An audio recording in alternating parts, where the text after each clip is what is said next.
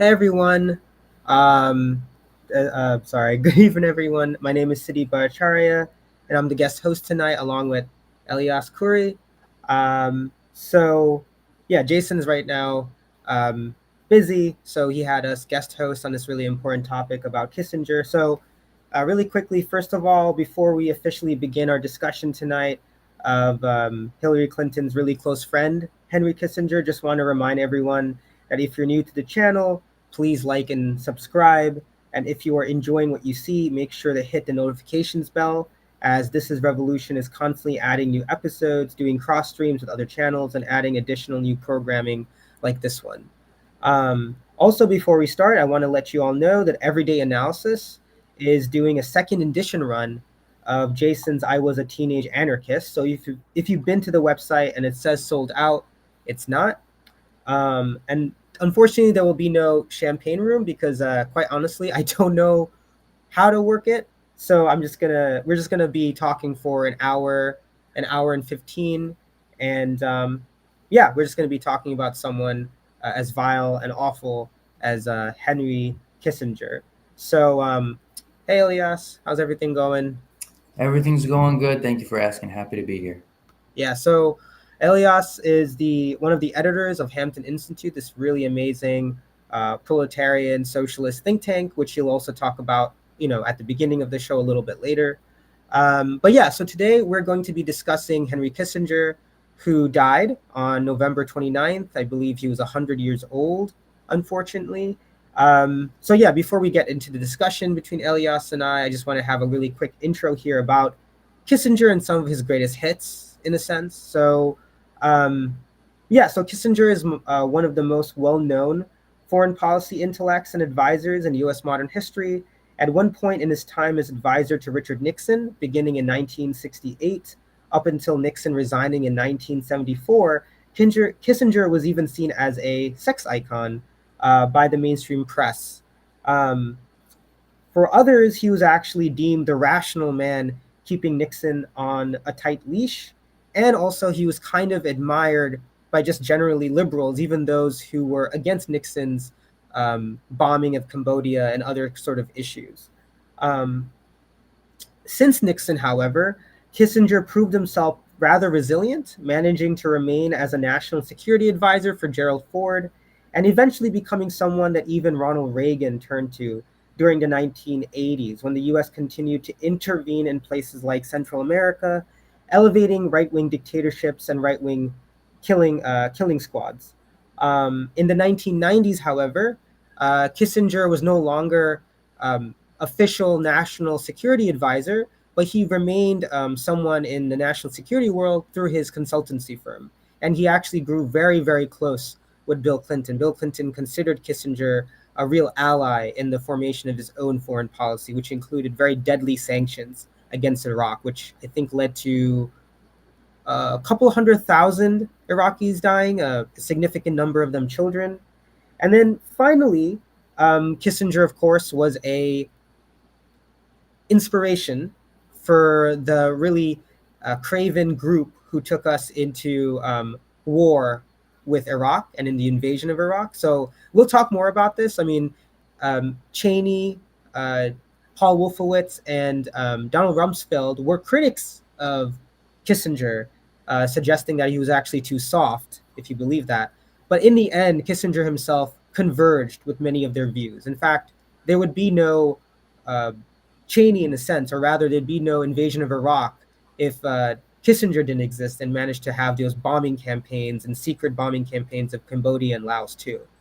Um, so, as the historian Greg Grandin even writes, Kissinger was also the first person to sort of use the tactics of portraying every regime against the United States as akin to the worst of the worst. And this is something he did in the first Gulf War in 1990, 1991, where he suggested that Saddam Hussein was the Hitler. And if we didn't stop Saddam Hussein in Kuwait, he'd somehow, be similar to the Nazis' rise in the Middle East. And this is something we're seeing right now in terms of how some people have depicted the Palestinians, sort of carte blanche, saying everyone who's Palestinian is a Nazi and therefore they need to be eliminated. Um, in the end, the world we live in, sadly, has been a world in which Kissinger lives on. his worldview, politics, even when Kissinger himself wasn't necessarily making the decisions. Um, this goes into, again, uh, Reagan's support for the South African apartheid regime, something that Kissinger liked. This goes into, again, Bill Clinton's sanction regime, which Kissinger supported and felt he needed to do more. And again, like I mentioned, this also goes into the war on terror and now the war in Gaza, which is very echoing of some of Kissinger's worst tendencies, if there's even any good ones. And finally, Greg Grandin, who is a really important historian whose book I read for this article that Elias and me worked on, had said really acutely when the book was first published, and he wrote about Kissinger in 2015, far from disappearing into oblivion, he endures. Grandin writes about Kissinger. And after Kissinger himself is gone, one imagines Kissingerism will endure as well. And so this is what we will be discussing, unpacking for the next hour 15, 20 minutes. So yeah, again, thanks Elias for being here. It was a real honor and really fun, sort of in a way, even though the subject matter is really depressing, to work with you on the article that's on the show notes. But before we even get into that, I do want folks to get to know you and also the Hampton Institute. So do you mind first introducing yourself and talking a bit more about what the Hampton Institute is and what are some like projects y'all have sort of worked on recently?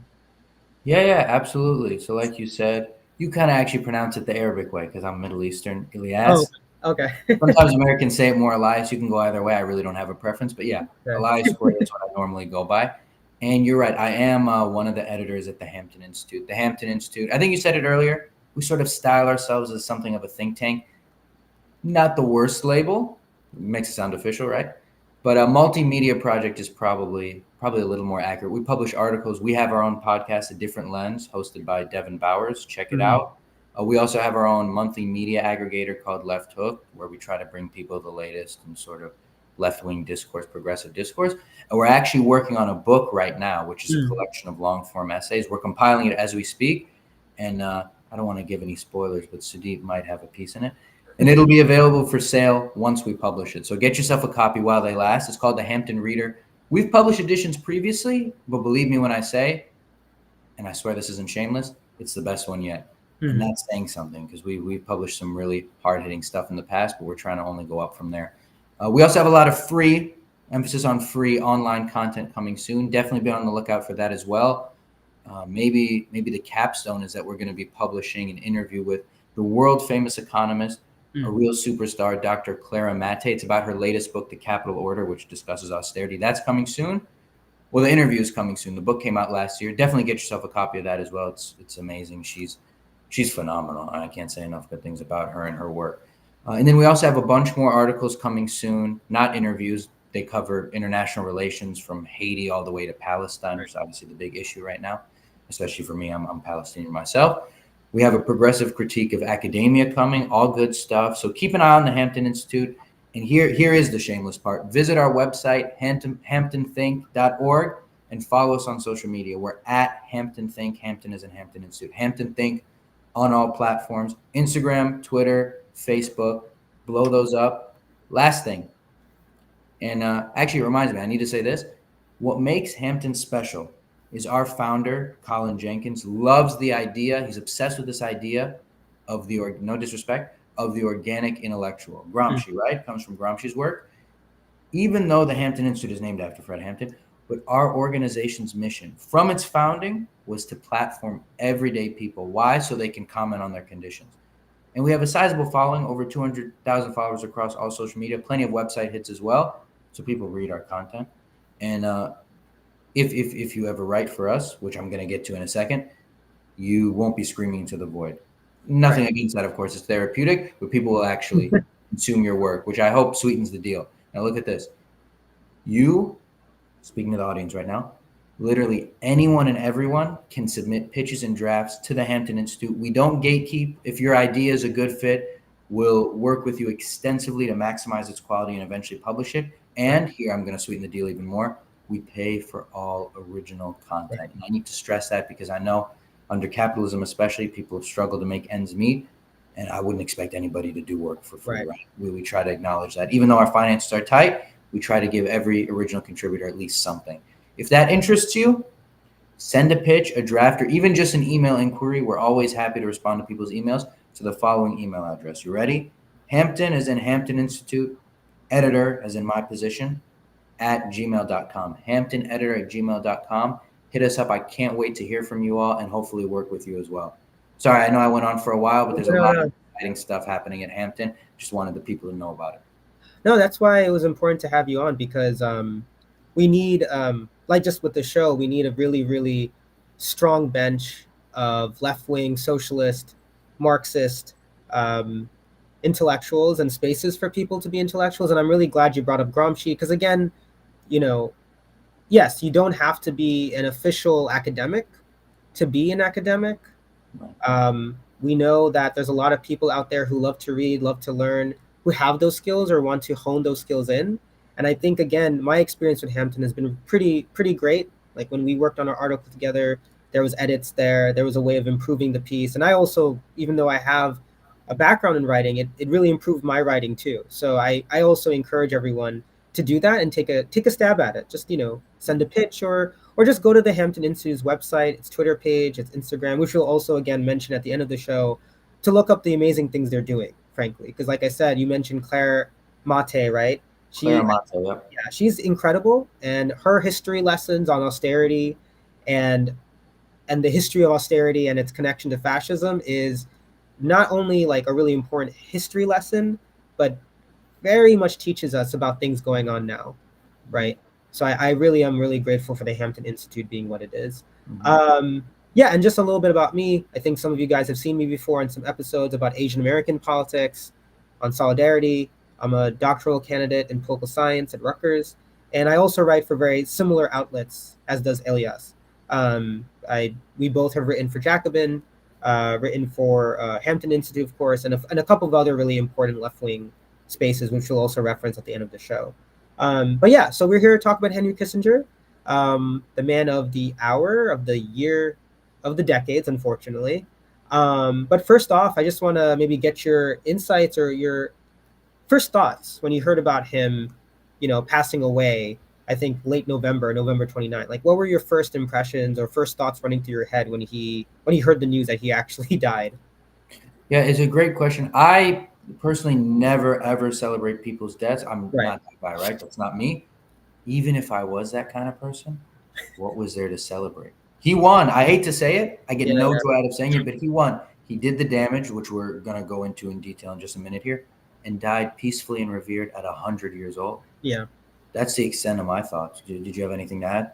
No, I feel it's like very bittersweet. I mean, a part of me, to be honest, got swept up in this, in people's joys on Twitter and social media, very pent up joys, because every year someone else who is really good and innocent passes on, whether personal or just broader celebrity type, and then this guy keeps living. And not only that, which we'll talk about in terms of his how he celebrated, but I believe he was even given a really big celebration right before his death, like his 100th birthday came up. There's different celebrations actually. One wasn't enough for him, I guess. Right. So you said there was multiple celebrations even. Yeah. Which one was it? There was one at the New York City Library in Manhattan, I believe. Right. Yes, that's correct. Mm-hmm. And some of the people there, right? It was Samantha Powers even was there. Samantha Powers, I think Michael Bloomberg, if I'm not mistaken. Right. Don't quote me. I think it's in the piece. Yeah. John Kerry, if I'm not mistaken. James Baker, who, wow, like Henry Kissinger, was also a former Secretary of State in a Republican administration. So, A-listers, not to give them too much credit, but A-listers. Right.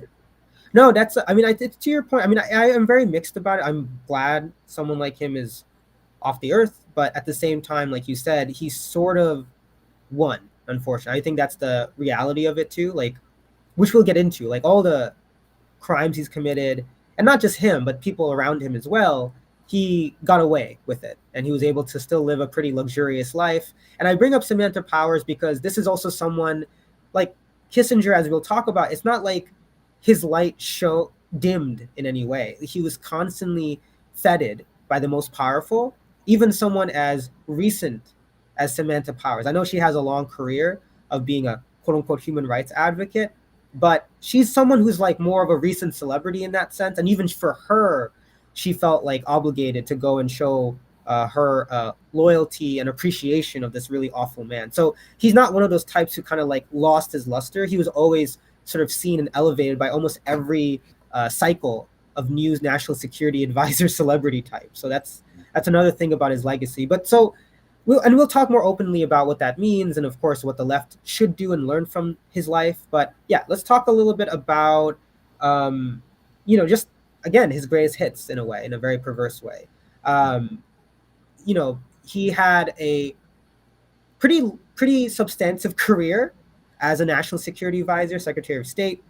But even out of power, he was very influential. But still, there are some things about him that people really should know up front and center. And one of these is the coup in Chile and his bombing campaign of Cambodia and Laos. I was wondering if you wanted to take that on first and talk a little bit about those hotspots that he got involved in.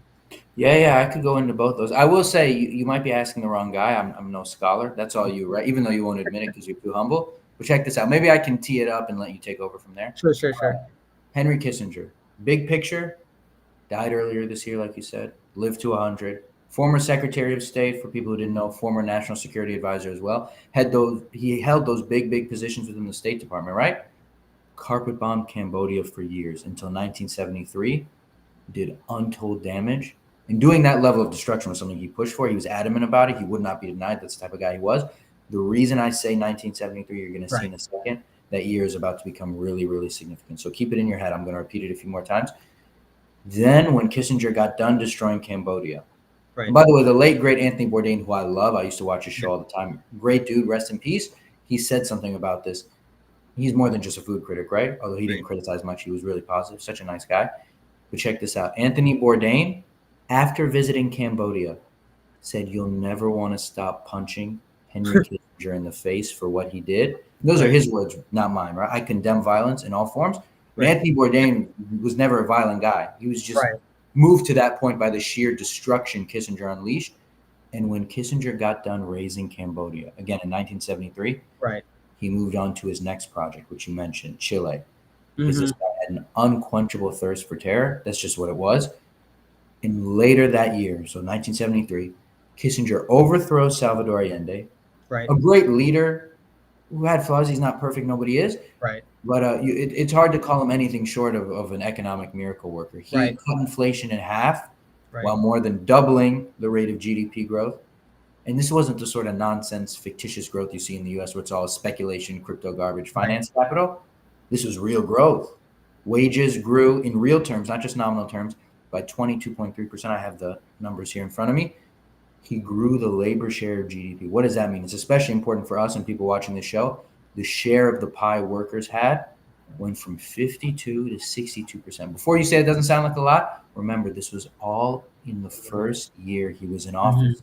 If Biden did 1/10 of this, he'd already be on Mount Rushmore. That's who Henry Kissinger killed, overthrew and killed. And he put a mass murdering fascist, Augusto Pinochet, in his place. But check this out. The reason I said to keep the year 1973 in your head, here's why it's especially significant. That's the year Henry Kissinger won the Nobel Peace Prize. Forget diplomacy, forget diplomatic awards. That's the most prestigious award, period, known to man. Flush off a productive year of slaughter and mayhem. The powers that be, the elite, were heralding this guy as the world number one, not in the top 10, number one peacemaker. And that goes to show, despite his obvious crimes, from the beginning of his life to the end, Kissinger was embraced by the mainstream. They loved him, and that is precisely why we need to make sure people know the truth about him and his terrible legacy. Did you have something to add?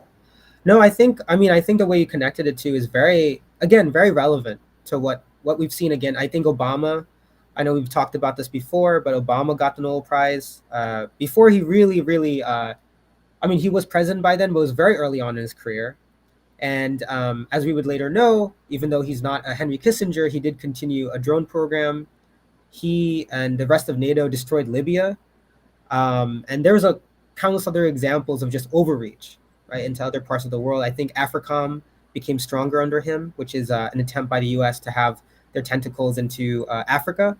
But it's very similar, right? Like what you're raising are really important points, not just about the person, but about the nature of American foreign policy and the media establishment, right? Like for them to, and I have the numbers here in terms of the bombing campaign too. So to add to what you're saying, the bombing campaign lasted from 69 to 73, and about over 100,000 Cambodians or ethnic Khmer people were murdered, right? 100,000 alone, and numbers could actually be higher because we're also not, you know, counting those who might have starved from the campaign, others who may have been killed inadvertently through forces that were able to rise up in power. Some people rightfully connect the rise of Pol Pot to the bombing campaign, right? Because he kind of cleared out the field for real opposition and allowed this mass murder to come through as well. Right. So one could argue those have to do with Kissinger, but also in Laos, right? So Laos is another nation, part of Southeast Asia, and again, this book that I'm referencing, it's called Kissinger's Shadow by Greg Grandin, and it's published in 2015. But I'm not really. I'm pretty sure the numbers are still kind of relatively the same. Numbers I'll tell you. So not only did Kissinger and Nixon have a secret bombing campaign that did all that damage on Cambodia, they also did something similar to Laos, and I believe the number is, yes, in Laos there still remains nearly 80 million unexploded cluster bombs. 80 million. This is around the time of 2015. There's no way 80 million just went away. There's maybe slightly less than that, but these are unexploded cluster bombs. And what this means is when you're in a society like Laos, which is still predominantly farmers, agricultural, people have to work the land, they're literally still dying from bombs that we, had buried into the soil that didn't explode. And that's another aspect of Kissinger's terror. And just to really add a little bit about the other things he did in other parts of the world, Kissinger supported General Suharto, who was the coup leader of Indonesia. He had a coup in Indonesia earlier during Kennedy's run as president, but he was still in power then. But Kissinger went ahead and was leaning into that administration to go ahead and even have more damage in the surrounding area, because Suharto, he wanted to invade East Timor, and he did with Kissinger's green light. And another scary number about that, from the invasion alone, just the invasion, which happened in 1975, where Kissinger was under the Ford administration, around 102,000 Timorese had been killed out of a total population of 700,000. That is that is really insane. And then finally, saying finally is kind of, we'll talk more about all his crimes, but I'm Indian American, I'm Bengali American. I don't necessarily have a direct connection to Bangladesh, so I'm not out here trying to say I was directly affected, but this is very important to me to mention that he also supported, so during that time, around 1971, I believe, yes, Pakistan was basically, there was a West Pakistan and an East Pakistan, divided with India in the middle. At that point in time, in 1971, the Bengali speaking portion of East Pakistan wanted to create their own nation based on language. And at that same time, the Pakistani military was pretty strong in civil society. And again, Kissinger gave them military aid over and over again because they were anti-Soviet. And ultimately, when Bengali-speaking people said we wanted to be independent, the Pakistani military went ahead, did mass repression, deadly repression, and also deputized many extremists to carry on their own attacks, part of these extremist militias. Kissinger knew what was happening. Literally, U.S. ambassadors and people working at the embassy cabled the White House about what's going on. They actually felt very torn about it because they were seeing Bengalis being rounded up in front of them. Kissinger did not say anything. And of course, again, like I said, military aid, not just financial, kept flowing. So these are some of the things he actually did while he was part of the White House administration. Is there anything else you want to add to that, or anything else you feel like I left out?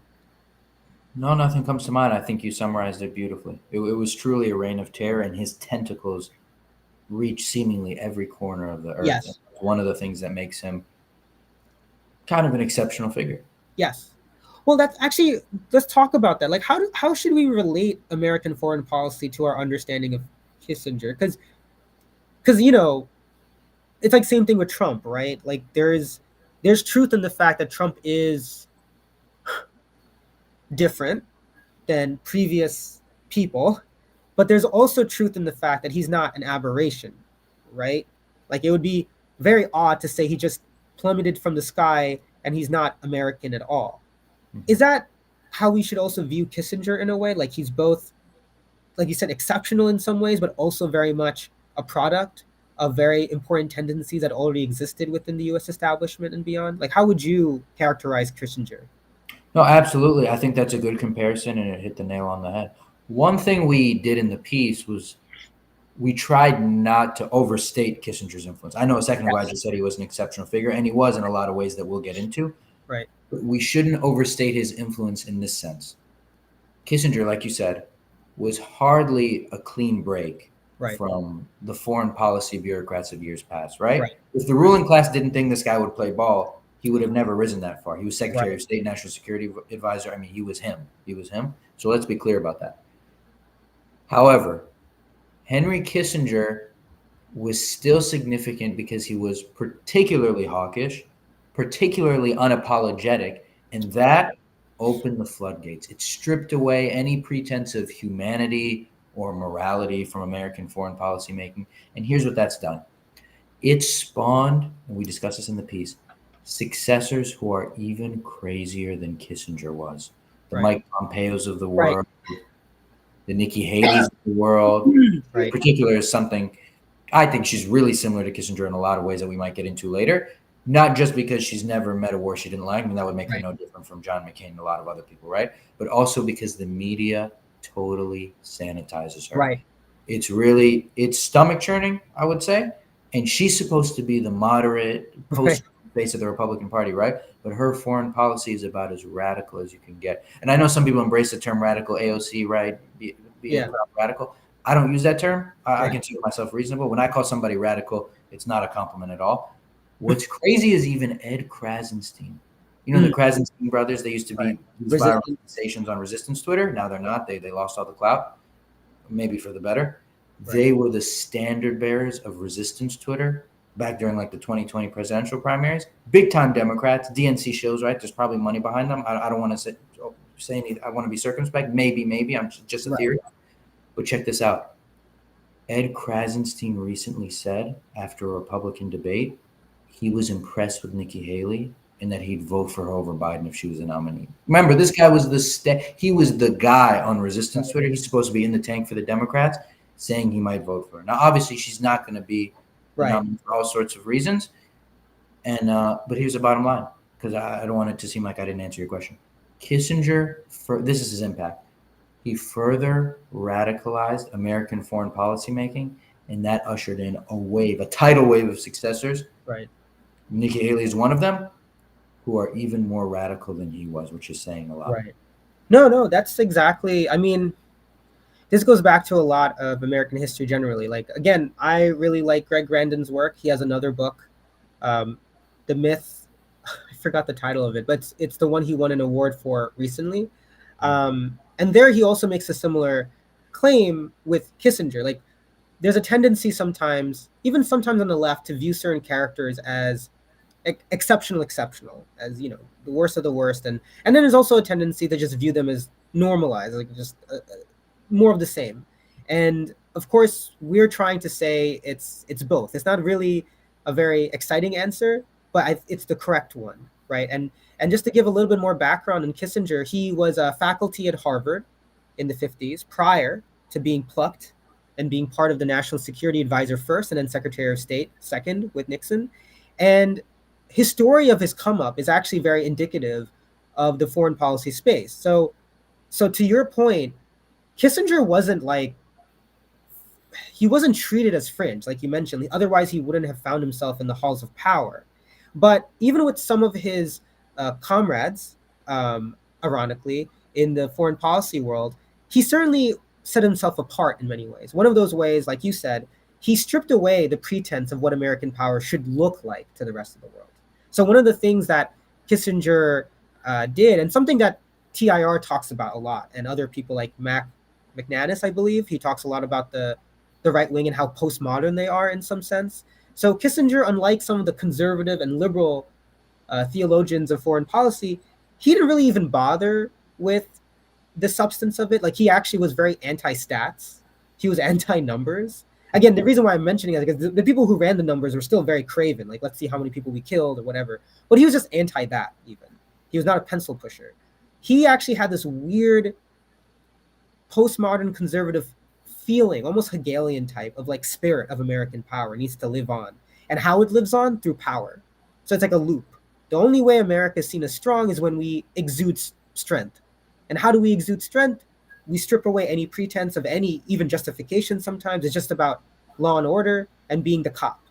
So to your point, that really did open the door for many of those types to come in. So I don't even have to bother sometimes with strategic reasons. I mean, one of the things that Kissinger did during his period of time in Nixon's administration was, yes, he had a detente with the Soviets in a way, but he also played up inaccurately. And he knew this, I think. Like, he didn't care about the facts. Inaccurately, he played up the fears of a Soviet empire, whatever that means. Mm-hmm. And that is important to note because that's what Reagan did, right? Reagan literally, he criticized Kissinger, called him soft, but in his own two administrations or two terms, he was unfathomably paranoid about the Soviets, like to such a height that even Kissinger in the beginning felt uncomfortable, but later on converged. So again, to your point, he really stripped away the pretense and allowed for some people to come in who didn't even bother to use the right terms or even try to be pencil pushers with a folder of facts. It was more like, I'm here because America's losing. How do I know America's losing? Because I just know. And we're weak. Why are we weak? Oh, we allowed Vietnam to beat us. We allowed Grenada to have a revolution. Hence we invade. Like, there's no sense of sovereignty. And the final thing that he did that was really important, secrecy. That is something he did that was a little bit more different from his predecessors. So during the Cambodia bombing campaign, he actually asked people to burn documents tied to that. Not saying it never happened before, but in the post-World War II era, I think he was the one who did it the most. And we've seen that repeated since then. I mean, how many drone strike campaigns we find out about later? How many of these instances of overreach we find out, if at all? So that's another thing that he did that was, let's say, inspiring to a certain circle of psychos in the foreign policy world. I don't know if you wanted to add anything else to that, but... No, nothing to add. So I think the other thing you mentioned that's really important is, again, his influence on the foreign policy world now. You mentioned a little bit about Mike Pompeo. You mentioned a little bit about, other cast of characters. Taking a step back from that too, maybe we can talk about why does it matter though, right? It's kind of connecting to that question, but why should it matter? That we think through Kissinger's time and we actually take seriously what he did. Like, why does it matter to talk about Kissinger's influence? That's an excellent question. I think it matters to build and maintain public pressure so that at the very least, we can curb Kissinger's successors' worst excesses. Kissinger died, right? It's not really about him anymore. Right. Rather, it's about acknowledging, as we've been discussing so far, it's about acknowledging the collective mistake we all made, right? A lot of people are guilty of this, of not holding his feet to the fire while he was still around, while he was still wreaking havoc throughout the world. And it's about acknowledging that we can't let today's crop of war criminals, right, successors to Kissinger, get away with it. Right. Kissinger today, post-mortem, again, I don't celebrate anybody's death, rest in peace, retains symbolic value, but it's important nonetheless. No, I think that's, and I was wondering, so when I'm thinking about the question too, I do think it's connected to two pieces that we've kind of gone over a little bit. One is whether or not Kissinger was firmly ensconced in administrative power, because again, since the 80s or since the 90s, he technically wasn't. He was still a major influence. So number one, that's the main thing. Like, just to go over some of his greatest hits again. So during the 1980s, Reagan did have issues with Kissinger, like I've mentioned. He did view him as soft, which is crazy, but I guess compared to Reagan, he was. But again, he took up the language of Kissinger too, eventually, and he actually became very close. Why? Because Kissinger, he always wanted to be close to power, so he was very willing to sometimes change his perception of people. In fact, up until Nixon's time, he was seen as a either a Democrat or a liberal even. He was on the Hubert Humphrey front, but then when he saw in '68 the convention mayhem outside the DNC, he began to like rue that, and that's why he was very eager to flip sides. So that's one part of his character. But Reagan, if people remember, he did a lot of destabilizing around the world himself. He invaded Grenada, which was having its socialist revolution. It's a tiny island, and literally U.S. Marines went in there claiming to protect U.S. interests, no matter how vague. And it was a disaster for the Grenadan people. Like literally, they stripped away all the programs that were working in a short period of time. Um, Reagan also destabilized Central America. He supported right wing governments there, right wing guerrilla squads. And finally, Reagan did a lot actually to be hands off with the apartheid South African regime. And this is also something that Kissinger wanted. So, one of the things he really liked about, um, one of the things he really promoted during his time as security advisor was having better relationships with South African apartheid and what was known as Rhodesia, now Zimbabwe at the time, which was a white minority ruled government. And he actually even encouraged them, the South African regime, white mercenaries, to invade the rest of Southern Africa. So we're talking about Angola, Mozambique, Guinea-Bissau, which is further up north, but at least Angola. And if people don't know, Angola and these areas were actually still parts of the Portuguese Empire.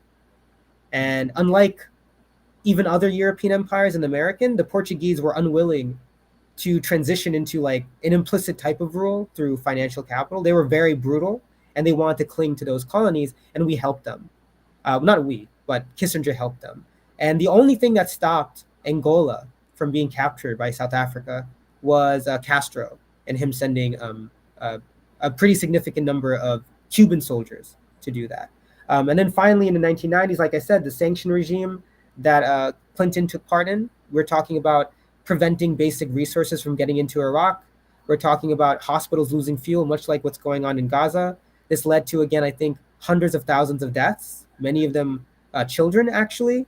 And then finally, the war on terror. So, and again, to the other point, to what you're saying, this pattern can repeat, right?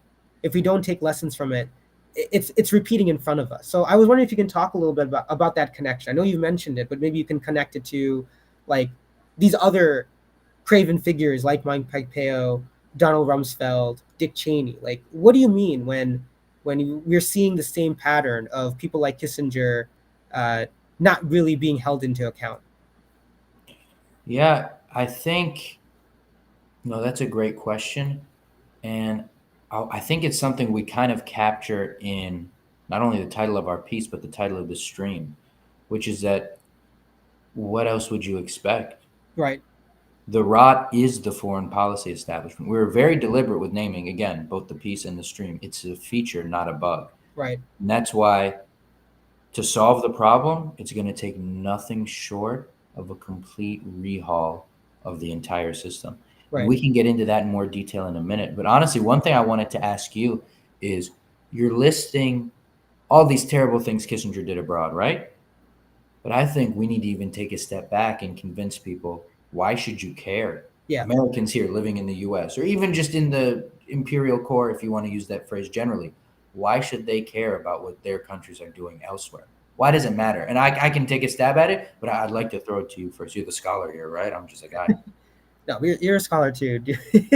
um, let's see. Well, there's a couple of reasons, and I think we've talked about this in relation to the left, which we can also bring into this. So, why should you care? One, as leftists, as socialists, as Marxists, um, caring about international issues has been our tradition, right?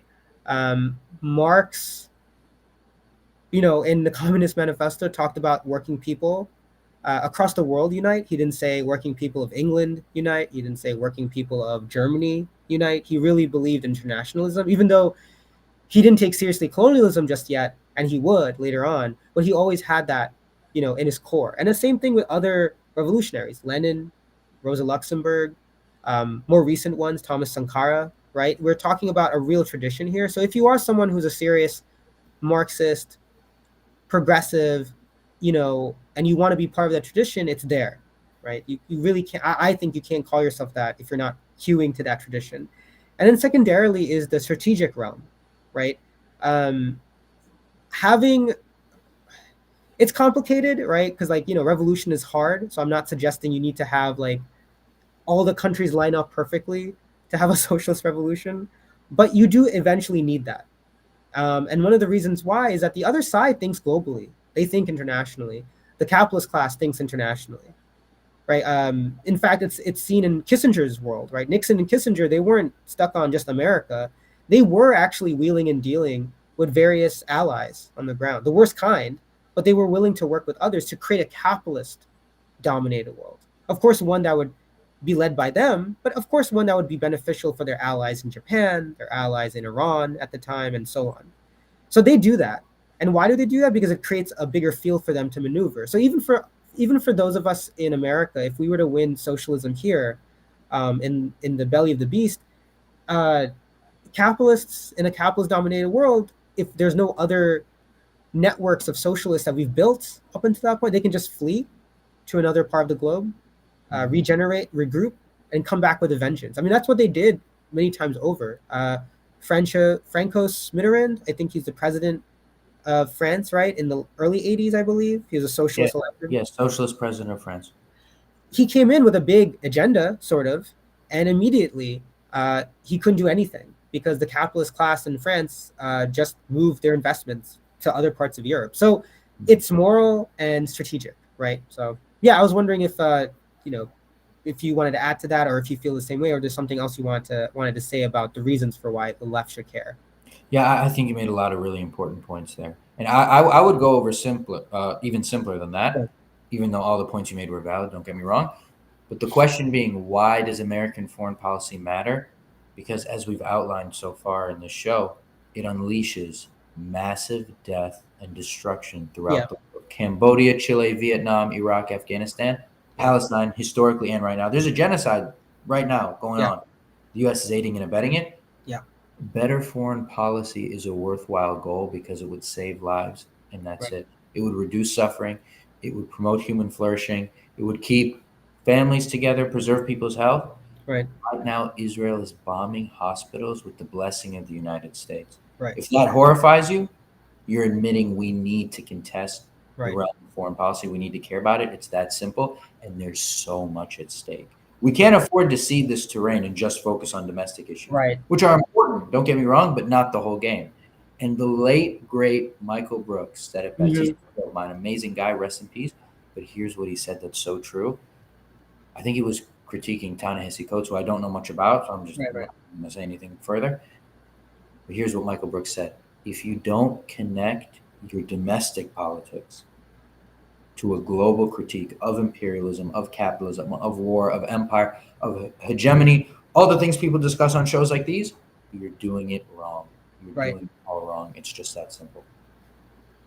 I know it's Michael Brooks was also like really quickly about him. He was really good at talking about international issues, both at the moral center of it, and at the same time strategically. Like I think one of the first things he really, or one of the main things he's known for, rightly so, is his emphasis on Brazil. Right, I believe when he was really, uh, it was around the time when Lula was having that political persecution of him.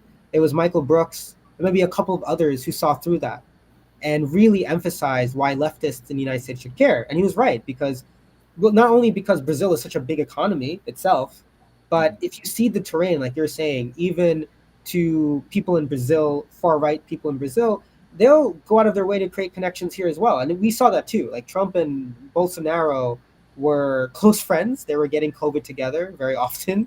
That was something they loved to do together, just get COVID. But that's what they do. The other side does that often.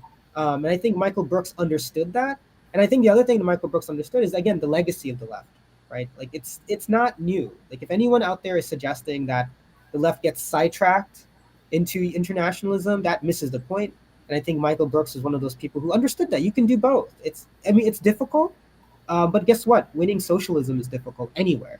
So you're gonna have to do the work in explaining things, right? So I'm glad you brought up Michael Brooks as well. Like he's a really he was one of the few people I really think had a really good way of breaking things down internationally for a pretty wide audience, right? And I know he was a big influence for you.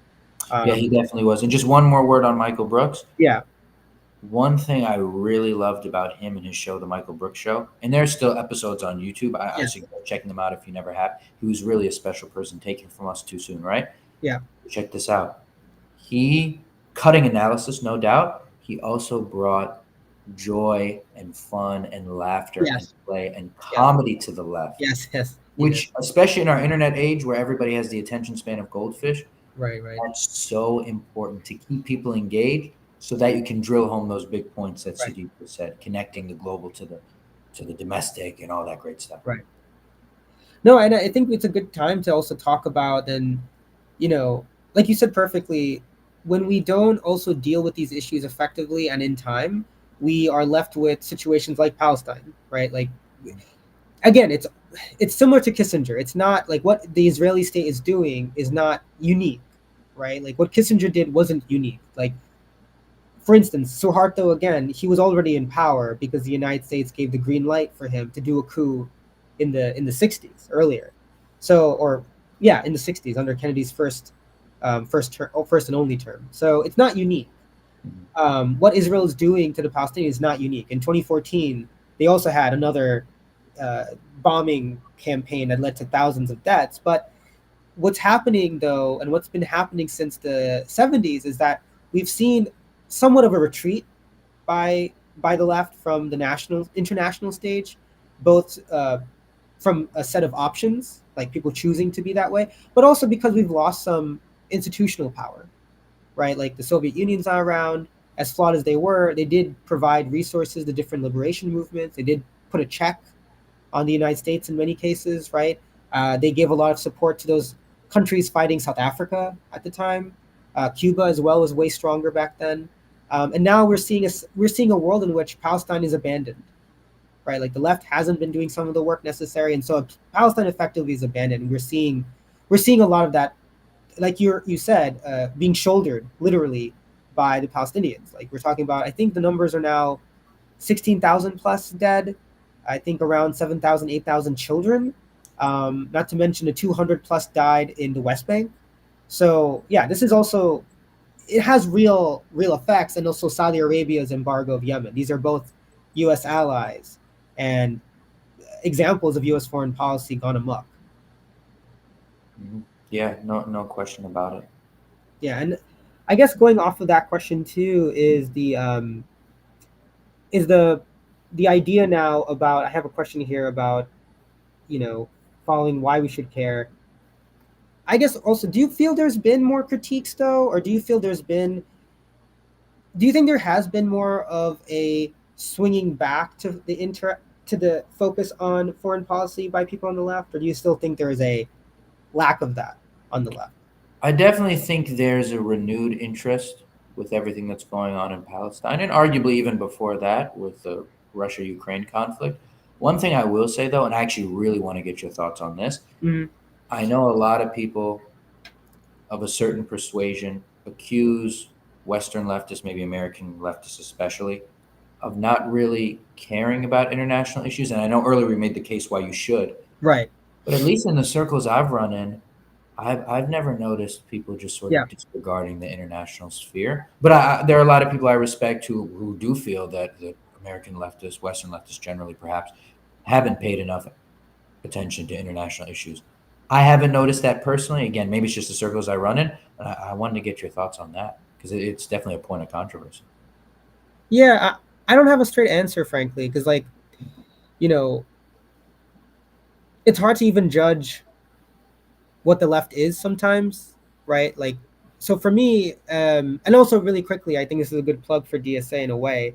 You and I connected through the international committee of the DSA. We Correct. have a comrade there who got us connected because both of us are writers and we have very similar politics. And so he said, why not get together and do, essentially propaganda and clarity work, right? Writing about things. So, I and don't the like reason that word, but yes. Yeah. I mean, it is what it is. I mean, it's fair, but let's say educational work. So, but to that effect, I think so. The DSA is also, I guess, a good example of what I think here, because within the DSA, you can find pockets of people who have a point of view where they say international is totally separate. And they're not saying we'll never ever focus on it, but there'll be a long road ahead where we'll eventually get there. But right now, we need to focus on the bread and butter of domestic issues. That does exist in the DSA space. That certainly does. Like, I've come across it. I've seen people write about it in that way. Sometimes it's very confusing to me when I hear that from socialists sometimes, because like I said, there's a tradition that takes these things together, right? And also I want to say, like, I think you and I agree, we're not suggesting you start off organizing with everyone on the same international front. We're not saying that. But for both of us, it's inevitably a goal. And I think for some people, it's like a second, third rate issue, right? Which is not what we want. But at the same time, like with the IC committee or the international committee, if people follow the DSA's international committee, they're doing pretty strong work on advocating for an anti-US empire perspective to hundreds of thousands of people and members included. And they've had really strong lines about Cuba. They've had strong lines about, like, the embargo on Cuba, the need to lift it. They've had strong lines about this, Palestine, and how it's ridiculous we're sending billions and billions of dollars to a far-right government in Israel that is referring to Palestinians as Amalek and as almost like just monsters to be destroyed. There's no humanity there. So there is that example. I guess simply, I don't think there's one line that dominates. So yeah, I agree with you in that sense. I don't think it's all Western leftists who are just wandering around, don't giving a shit. I don't think that's true. But I do see some people kind of holding firm on this idea that internationalism is not as important, if that makes sense.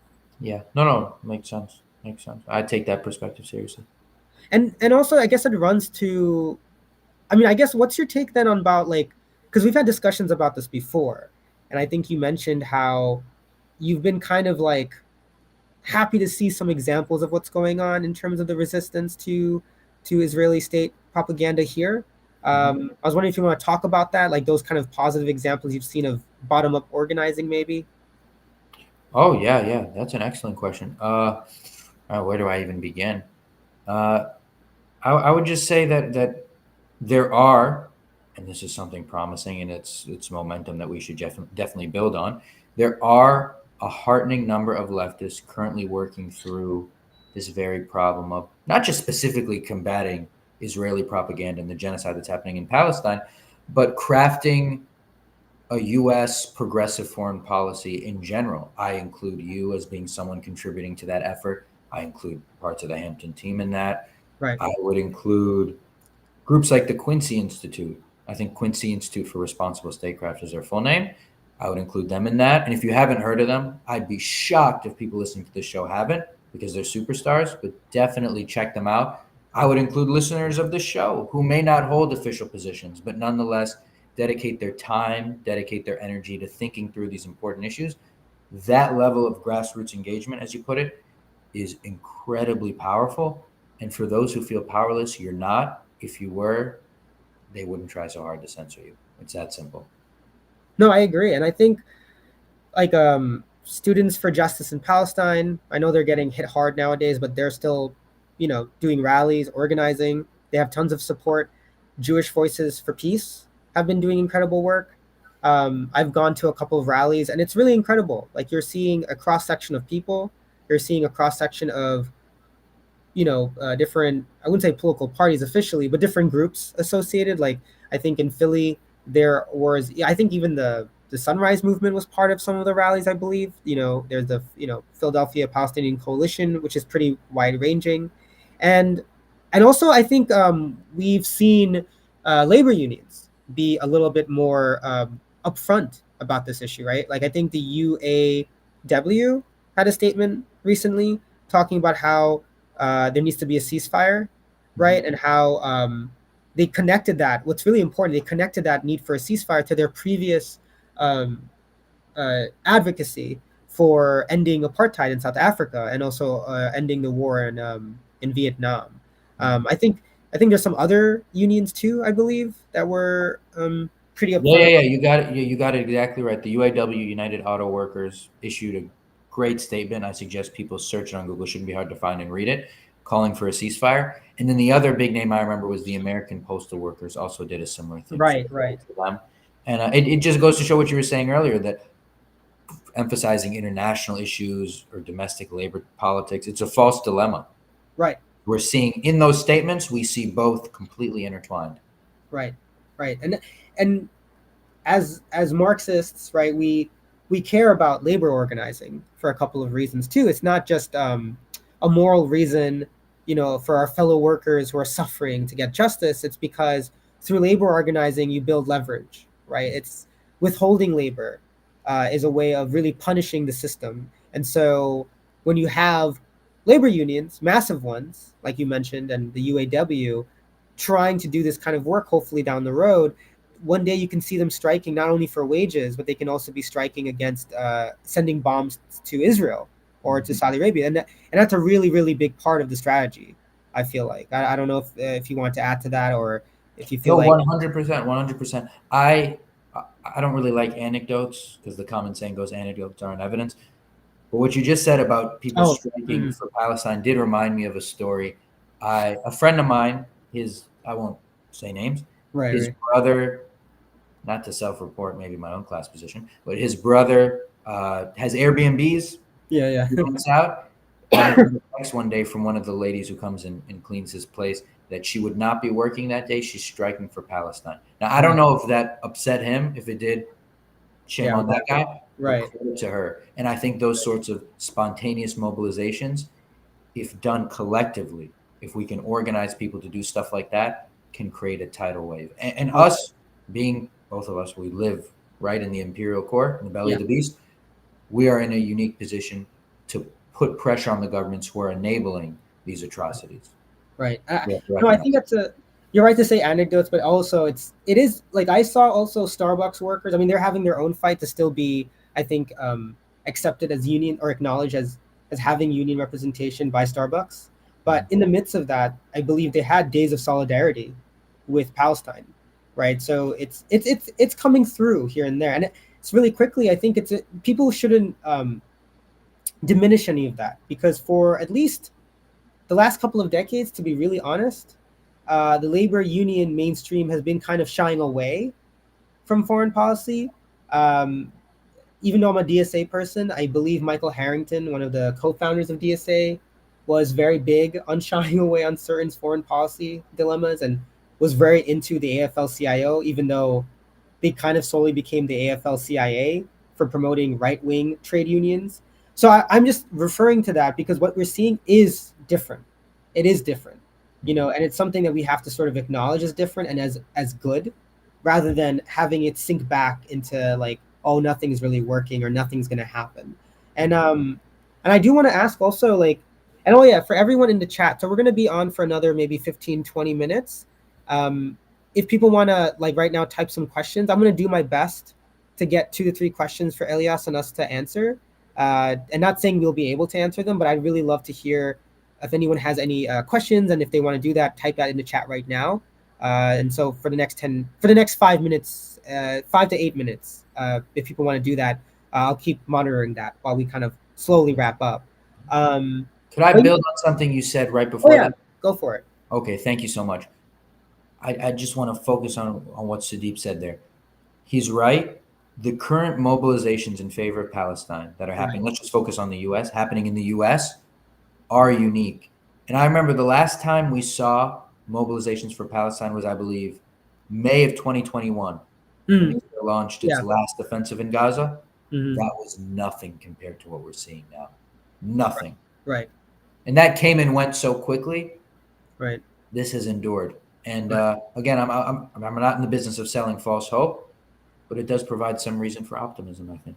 Yeah, and I guess to that effect too, it's important to, because what you said earlier about the the crisis too, right? That, like, again, what you said, the reason why U.S. foreign policy has to be stopped is because of what's going on in Gaza and Yemen and other places. Like, it's very depraved. It's terrible. And I do want to relate, like, again, we're not out here trying to sell false hope. And we'll again land on some positive notes here, but I also want to emphasize what you said earlier, because what is happening in Gaza is truly abhorrent and terrifying. And not to be emotional about it, but you know, there's a lot of videos out there, like of what's going on with Palestinians. I think I referred to one with you when we did a rundown of the show preparing for it that I wanted to bring up. But there's like a lot of, let's say, evidence out there of what the Palestinians are going through. Not only are people dying, you have also people buried under rubble. And not just that, for the few survivors, they're either being pushed away from Gaza. I don't know if they'll ever be let back when this ends. And why would they? Like, who's going to allow them to rebuild unless it's settlers coming in? But also, there's all these Palestinians being traumatized, right? I mean, literally, there's videos. I remember watching one video where literally there was a father running around in the hospital and in Gaza. I think it was his little girl. To be honest, I can't really say if she had already passed on, but eventually the video shows him laying her on the floor, and then, he was just pleading for someone to help her. And it's a pretty common video now, but a popular video in a sense. Like, you could see that she was bleeding from the back of her head and she'd passed. And I'm saying this not to bring down the mood, but just to sort of really be honest here, because I think there's also, I know everyone in this chat really understands what's going on and how depraved it is, but it's just I don't want to say healthy reminder, but a necessary reminder of the stakes of this. To what you said, like, we're talking about that father might survive. I'm not sure. He may not perish. He may have other children, still a wife or whomever, but he will never ever be the same. He'll never be the same. He lost his daughter in the worst way, in the worst unfathomable way. Like, he literally was screaming, desperate for someone to help him, and no one could because everyone was busy with other people. So again, U.S. foreign policy is leading to this. Right? Kissingerism is this. Kissingerism is literally the idea that some people's lives are not worthy, right? Whether it be Chilean, American too, but Chilean, American, or Gazan, right? Or Iraqi, right? To the earlier point, the war criminals in American tradition have been rehabilitated. And we're seeing that too again and again. Like John Bolton, a psycho, literally because he's anti-Trump one day of his life, he was given some time, on mainstream press to talk about his feeling that Trump is disloyal. And Trump himself is a problem. He moved the capital of Israel to Jerusalem, all of it. So they're all the problem, but like same with Biden. How would you describe Biden's, or how would you rate Biden's foreign policy? I don't know. Horrible. Yeah. I remember early on in his presidency, I remember a significant number of progressives giving him a lot of credit because drone strikes went down a lot on his watch. No. And I think we should be careful not to give him too much credit. We actually have a piece coming out in Hampton that mentions this exact thing, but I'll sort of restate it here. Those imperial projects where the drones were being fired were winding down anyway. It wasn't like Biden, who spent his whole career advocating for war all over the globe, became a peacenik overnight. Not at all. Right. Far cry from that. Right. And what's proven that is the fact that he's aiding and abetting a genocide in Palestine right now. Right. He's not reformed. It was just that the imperial machine was bringing those projects to an end anyway. It was just good timing, honestly. Good luck, better than anything. Not good policy making. And what proves that even more is drone strikes went down somewhere in the region of 95% from Trump to Biden. And by the way, from Obama to Trump, they went down about the same amount. Oh, okay. Those wars were just coming to an end. Right. And in the last year before the withdrawal of Afghanistan, something progressives also give Biden credit for, there were exactly 0 U.S. service members killed. The war was over. The damage was done. Right. He was just sort of picking up the pieces and leaving. That's it. Right. So what do I give him on foreign policy? Why not an F if we're going to go letter grades? I can't think of anything better. Well, also, I think we talked about this earlier, but what about the other progressives or faux progressives like Fetterman? Do you want to because I have some thoughts, but I was wondering what are your thoughts about him and even Bernie Sanders too? Well, it's funny you bring up John Fetterman because I recently he said he's not even a progressive at all. He's just an Yeah, ordinary Democrat, whatever that right. means. But he did used to claim that mantle. You're He exactly did. right. And a Hmm. lot of progressives were excited about him when he first ran. You can even find, and they were clear-eyed about him in certain aspects. Honestly, to their credit, especially with regard to his position on Israel Palestine, but they were Right, excited about him. You can find pieces complimenting John Fetterman while he was running for office in Jacobin of all places, right? Well, right. he's totally aligned with the Israeli far right and Yeah, supports the genocide. But maybe Fetterman's a bad example, right? Because he doesn't even call himself a progressive anymore. What about Bernie, as you mentioned? right. It's funny. Full disclosure, and maybe the same is true of you. We're DSA members, so Yeah, this isn't too surprising. I voted for Bernie in 2020. I right. couldn't vote for him in 2016. I wasn't old enough. You probably could have guessed that I voted for Bernie. But you know what's funny? If you go on his social media, and this goes back to what we were saying earlier about grassroots engagement, on every post, Instagram, Twitter, and posting isn't life. I know that.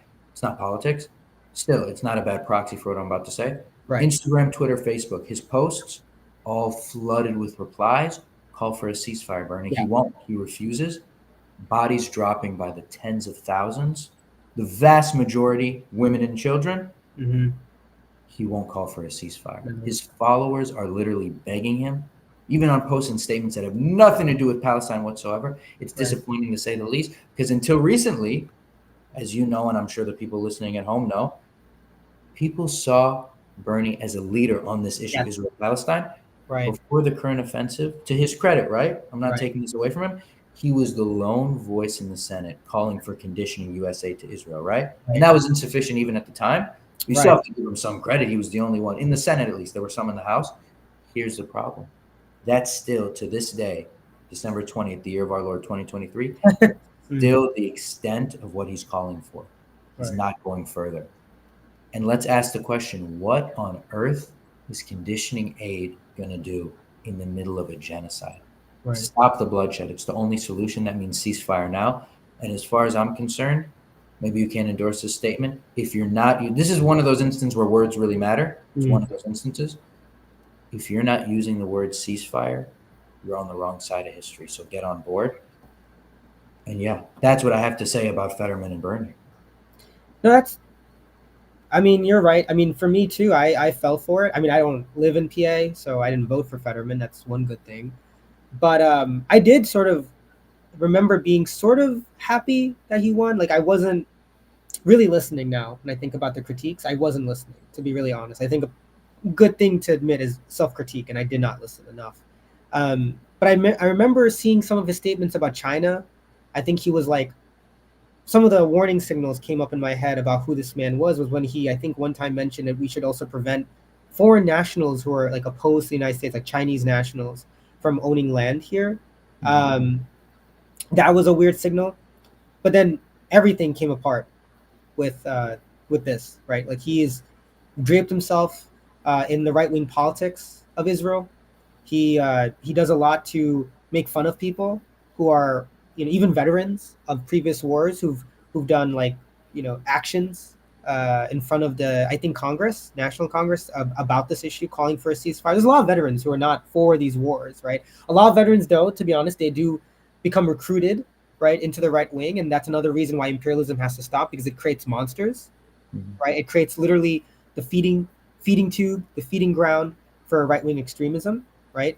But a lot of veterans do take on the approach of peace and ceasefires like this because they've seen what wars can do. He mocks them. I remember one video of him was like he was waving a tiny Israeli flag while some veterans were being arrested for staging a protest outside the Congress building, I think, or Senate building. But yeah, he's just deplorable in many ways in terms of his thinking on this and how he also makes it always about himself. I think he also, and it also speaks to the progressive movement sometimes falling prey to identity politics of another type. Like we like to talk about, identity liberal politics about race and gender, but I remember, his sweatshirt thing. Like I remember him like, I'm not going to wear a suit, or he's making fun of Dr. Oz for liking a certain food. I mean, whatever. But when you look back at it, you just think like, oh my God, like why did we care about this? Like, why did I care about this? And because he's just terrible. But like you said, I think Sanders is more of a heartbreak situation. Like you said, I think it's really important you did raise the fact that he was that significant voice because I think that's what, I don't want to say tricked, but really brought people along, to his side. And again, he did take positions about Kashmir, India's occupation of Kashmir. He actually staked a position on that too. So I was very taken in, but now this is just getting to a point of like, yeah, like you're saying, you're conditioning aid. What are you doing? Mm-hmm. Like, what are you saying? Like, there needs to be an actual democratic, secular nation state in that region where people aren't being murdered for being Palestinian or any group, and everyone has equal rights, and it's actually eventually a socialist republic, not this place where literally people are being pushed out in the hundreds of thousands, or rather told to go to the south where they're bombed, told to go into the middle of the country or in the middle of the strip, bombed, uh, going back to the north, getting bombed. Like, we're talking about also refugee camps being hit. And Bernie has been, I think he did say ceasefire. I don't know, like there's a tweet I saw recently, but it's so late. Like, that's the other thing. It's just like, this is thousands and thousands of people have been murdered, and you're now mentioning it, like scattering it in a way where you're not even sure if that's what you're calling for. Mm-hmm. So I don't know, but I'm very, very disappointed, honestly, with Bernie's reaction to this and his failure to respond. Agreed. And one thing I will say, uh, leftists in America are often very critical of European leaders, and rightfully so. Yeah. There are criticisms to be made, no doubt. But I think it's really telling that if Bernie says ceasefire now, good. I give him some credit for that. But like you said, it's way too late. And Yeah. it's even long after Emmanuel Macron, who's no socialist, no Wow. people, Yeah. Yeah. Yeah. long after his call for a ceasefire. You Right. have the deputy prime minister of Belgium saying, forget just a ceasefire, we need to sanction Israel for what they're doing. I think it's very telling that the US Wow. lags so far behind, where even their progressive standard bearer Right. is later to the party than even European centrists. Right. And center right in some sense, right? Like, this is, Macron we're talking about, who's literally went to, I think, Napoleon's statue and said, yeah, he did a few things bad. And when people are criticizing Napoleon like I am, I'm not necessarily criticizing him going into the rest of Europe, whatever. It's more because he wanted to reinstitute slavery in Haiti. And Macron, in light of this, was like, yeah, he did some, questionable ideas. So we're talking about that sort of figure on this issue ahead of some of our most quote unquote left wing figures in the United States, right? So it's very disappointing. And to wrap up, like, we have another maybe 10 minutes we want to, and again, please, if people have any questions, I think there's still time to answer them. But like, what would a US left foreign policy look like to you? Like, what would be some of its principles maybe, or how would you characterize it? Like an actual left-wing foreign policy or a socialist one coming from the United States? No, that's a great question. And before I give an answer, I will preface by saying I don't know if I have quite the mental horsepower to answer this question in detail. I'm not the type of guy who could craft policy. I'll leave that to the geniuses like you. I'm personally Oh my more of a God. big picture guy. Jesus. One thing I will say though is, in general, Yeah. big picture, high level of generality, the United States should focus on making friends and not Yeah. enemies. And that's actually, I think, maybe you disagree with me on this, we can have a discussion. I think that's actually going to serve US interests better in the long run.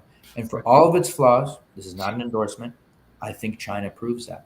Right. They're building diplomatic influence primarily not through war and military aggression like the US and other places do, but through peaceful trade partnerships. There's one map I show people on a website called Visual Capitalist. Excuse the name. I know it's not the best for a platform, Yeah.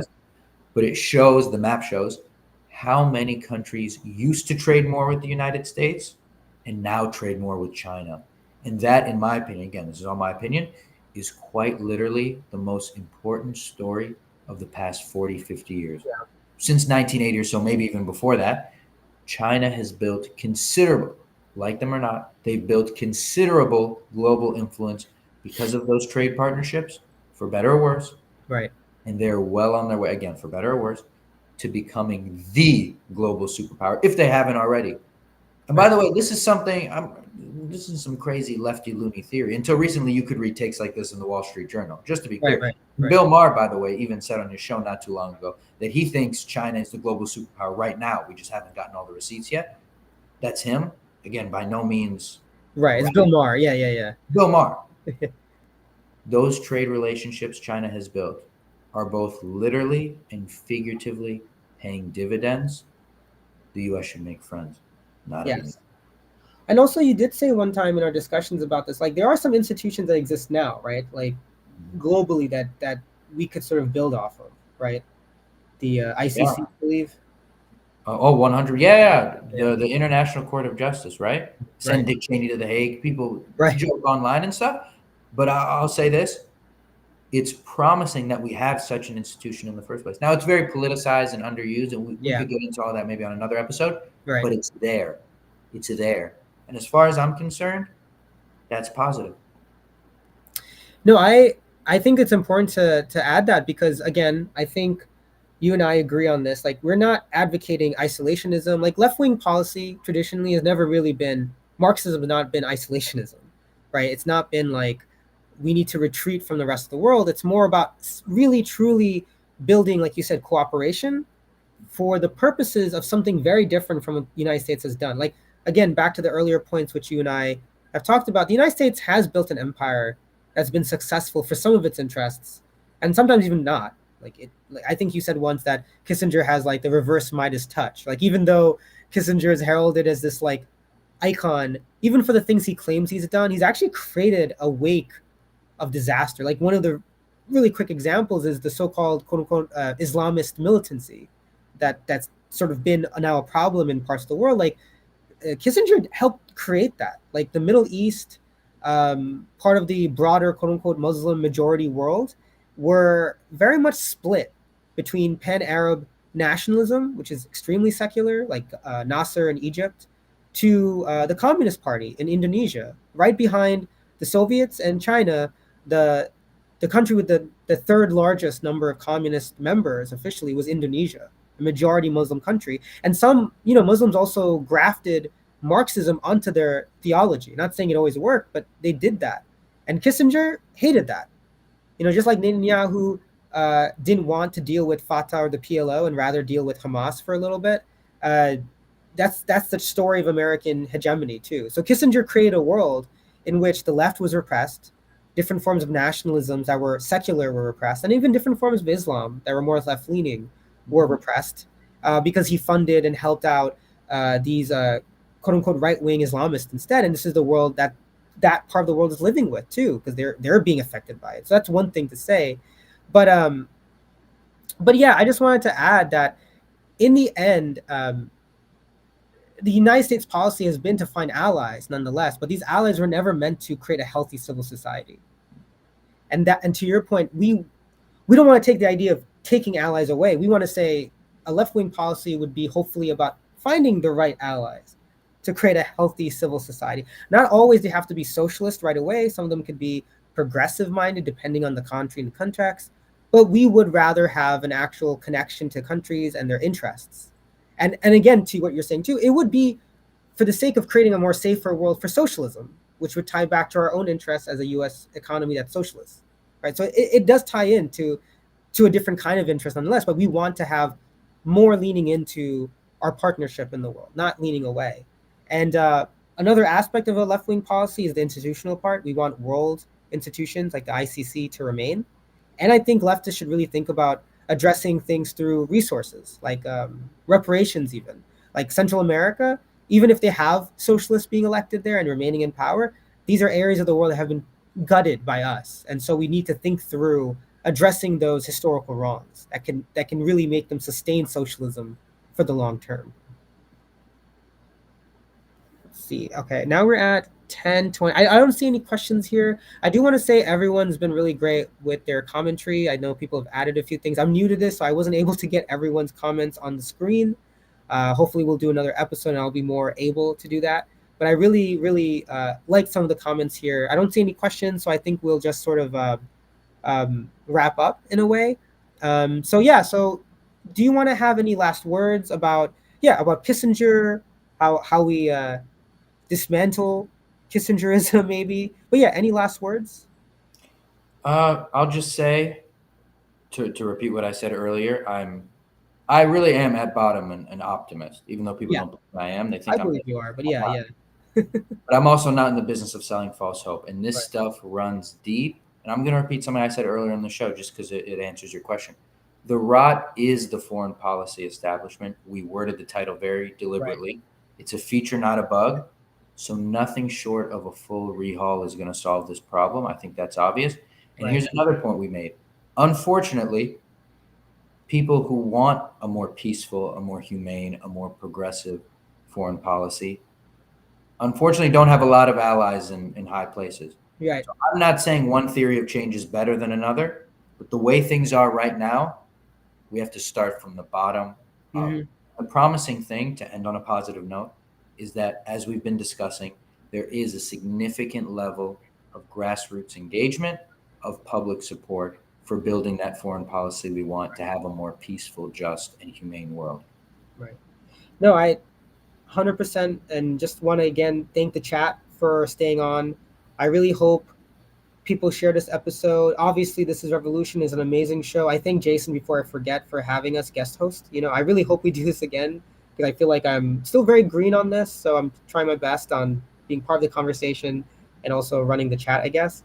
But yeah, Jason, I thank him and his co-host for having us on. And just really quickly, also, just want to say this. This is the book I'm referencing, Kissinger's Shadow. This is a really short book. It's not that long. And in terms of the tradition of Marxism, really quickly, I think these books are going to collapse on me, but I'll show this one.